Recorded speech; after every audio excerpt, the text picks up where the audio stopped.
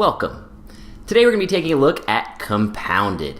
It's a 2 to 5 player set collection pressure luck trading game where we take the role of lab managers, trying to claim and complete compounds, raise our experiment levels, gain lab tools, trigger chemical reactions, and reveal lab fires, trying to become the most successful lab manager. How do we become the most successful lab manager? By having the most atomic points at the end of the game. Now that we know what the winning condition is, let's take a look at the components, setup, and how a round and turn work in Compounded. Now let's look at the components for Compounded. We're going to start with the score track board, which is your periodic table. Then we have workbenches in 5 different colors. Also, in those same 5 colors, you have your player tokens. You have one score track token that is a white back on both sides. Then you have 3 claim tokens, which is a little bit darker back. And then you have your experiment tokens, which have the same symbol as your experiments. Now let's look at the compound cards.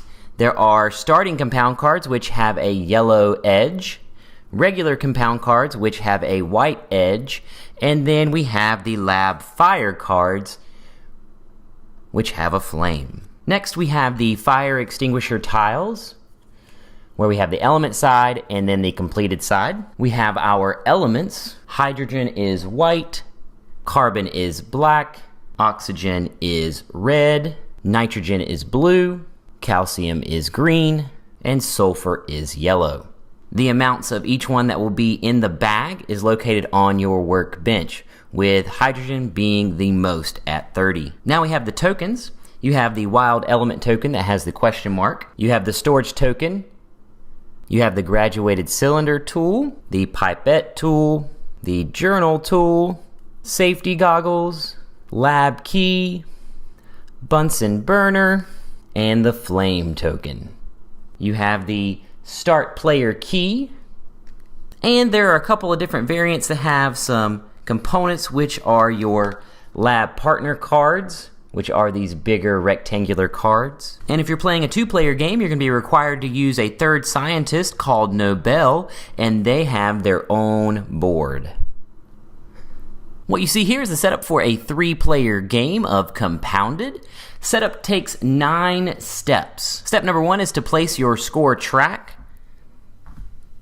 Step number 2 is to give each player a workbench and tokens of the same color. Step number 3 is to place all the elements in the element bag. Step number 4 is to place your lab tools, making sure that you put the number of players -1 for each lab tool, and place your flame tokens. So for a 3-player game, we would put 2 of each of the tools on the board next to the score track. Step number 5 is to create your research field. This is a 4x4 grid of compound cards. You are going to shuffle the 9 starting compound cards and place them across the top in the first 2 rows, and then the last one in the 3rd row. Then you're going to shuffle the regular compound cards and place 7 in the 3rd and 4th row, filling up your research field. Step number 6, you are going to set up the compound deck. This is where you divide your compound cards into 6 stacks and then place the lab fire card on top of 5 of those stacks. Then you're going to use the pile that you did not put the lab fire on top as your top stack and place them on top of each other. Step number 7 is to place your player tokens, where you're going to place the white background token that's on both sides as your score marker. You're going to place the 3 claim tokens, 2 of which will go next to the word compounded on your player board, and then the other one will go at the top of your study experiment. You're going to then place the rest of your experiments at the start circle, and then finally you're going to place 3 storage tokens in the lab section of your experiment. Step number 8, you're going to give each player a wild element token and a fire extinguisher tile. Step number 9, players are going to draw 4 random elements from the element bag, and the player that has the rarest element will get the lead scientist key or first player marker. So since the blue player got sulfur, which is the rarest, they would get the lead scientist key or first player marker. Now let's take a look at how a round and turn work in Compounded. Each round consists of 4 phases: the discovery phase, the study phase, the research phase, and the lab phase. Now let's take a look at each one in depth. Phase 1 is the discovery phase. This phase is skipped during the first round of the game, but in every other round, you are going to, in turn order, draw a number of elements equal to the number on your discovery experiment. So, at the beginning of the game, it is marked at 2. So, at the beginning of round 2, if you have not moved this experiment, then you would draw 2 elements from the element bag. After trading and drawing elements, if you have any excess elements that do not fit on your workbench, then you have to put them back in the element bag. Phase 2 is the study phase. In turn order, you are going to place 1 claim token that is on your workbench on a compound card in the research field. Or you can pass. This continues until all claim tokens are placed or all players have passed. These claim tokens that you are placing are from your workbench and not from your reserve. So at the beginning of the game, you only have 1 claim token available during this phase. After everyone has placed their claim tokens or passed, players in turn order may move 1 claim token placed in a previous round. Phase number 3 is the research phase. In turn order, players are going to placing a number of elements that are equal to the number you see in the research experiment on your workbench. So you start out being able to place 2 elements in research fields on claimed compound cards, unclaimed compound cards, or on their fire extinguisher token.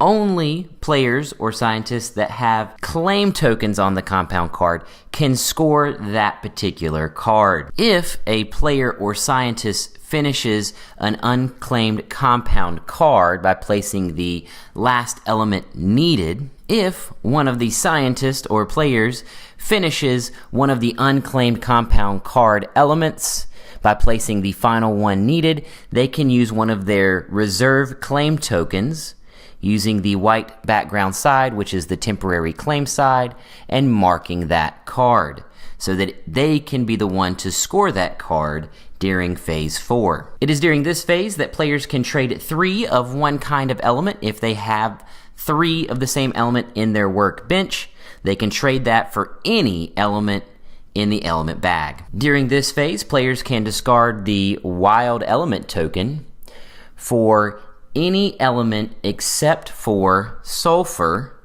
and immediately place it on a compound card or their fire extinguisher. Phase 4 is the lab phase. In turn order, you're going to score a compound. To score a compound, there are 7 steps. Step number 1 is to move the compound from the research field next to your workbench. Step 2 is advance the atomic point track, the number that is located on the card. Step number 3 is to return the claim token to your workbench or reserve. So, if it was a temporary claim, you put it on your reserve. If it was one of your claims, you'd put it back to your workbench. Step number 4 is to return all of the elements from the compound card that you claimed and completed back to the element bag. Step number 5 is to raise experiment level of the experiment on the card, or you can raise your lab experiment.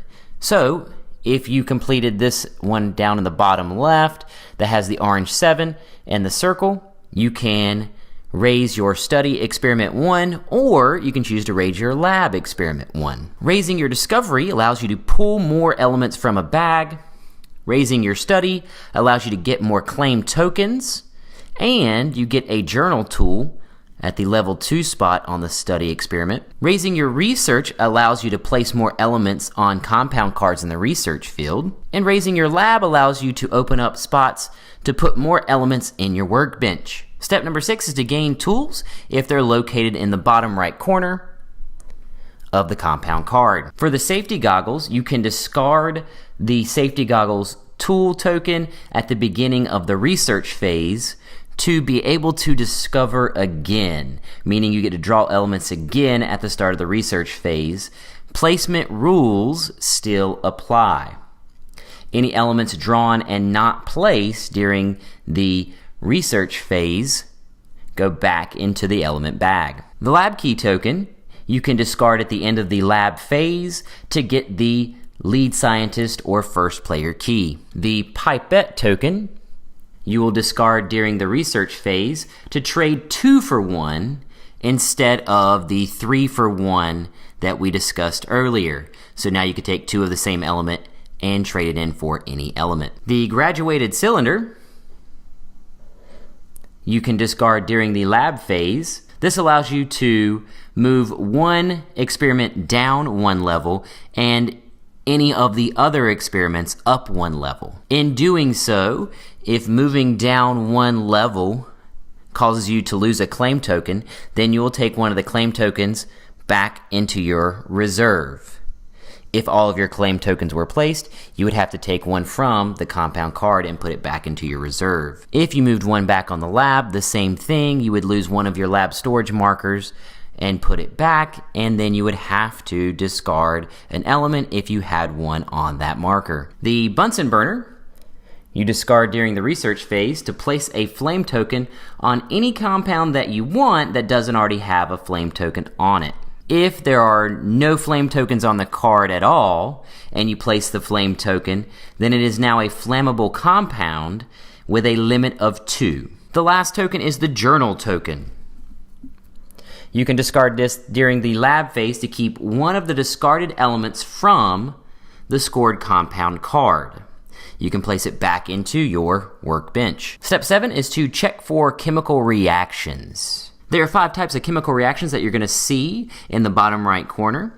If you see a green plus, then that means that you have a Grant chemical reaction in which you are going to choose one of the other scientists and move one of their experiments up 1 level. If all of their experiments are on the top level, then you are going to share the compound points between the 2 of you, which means if the compound was 7 and it had a Grant icon and the other scientist has all of theirs at the max level, you would split the 7, rounding down. If it has a red flame in the bottom right corner, then a chemical reaction is triggered and it acts as if there was a lab fire. There cannot be 2 lab fires during the same round, but there can be a chemical reaction fire and a lab fire in the same round. Then there are 3 more chemical reactions that you're going to see if you're using the lab partners variant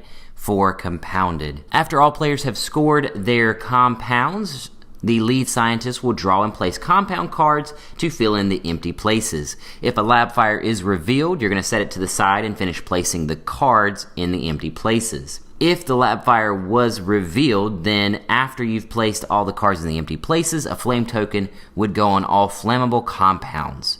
If all of the flames on a card are filled, then it explodes and is removed, with elements going to adjacent cards chosen by the lead scientist. 2 fires cannot occur in the same turn, but a fire and a chemical reaction fire can. Players can also use fire extinguishers that are completed to not place a flame token on a card. Rounds will continue on until one of the game end triggers happen. There are 3 game end triggers that can happen. The first is when someone gets to 50 points, and the second is when a scientist finishes 3 of their 4 experiments. When that happens, there is 1 final turn before we go into final scoring. Third is when the research field cannot be filled with compound cards, and in this case, the game would end immediately and go into final scoring. There are 4 steps to the final scoring. Step number 1, you're going to score 1 atomic point for each element on one of your claimed compounds. Step 2 is to score 1 atomic point for each 2 elements in your workbench. Step number 3 is to score 4 atomic points for each completed and unused fire extinguisher tile. Step 3 is to get 4 atomic points for each completed and unused fire extinguisher tile. And finally, step number 4, you're going to score 2 atomic points for each wild element tile. After the final scoring has taken place, the scientist with the most atomic points is the most successful lab manager and wins compounded.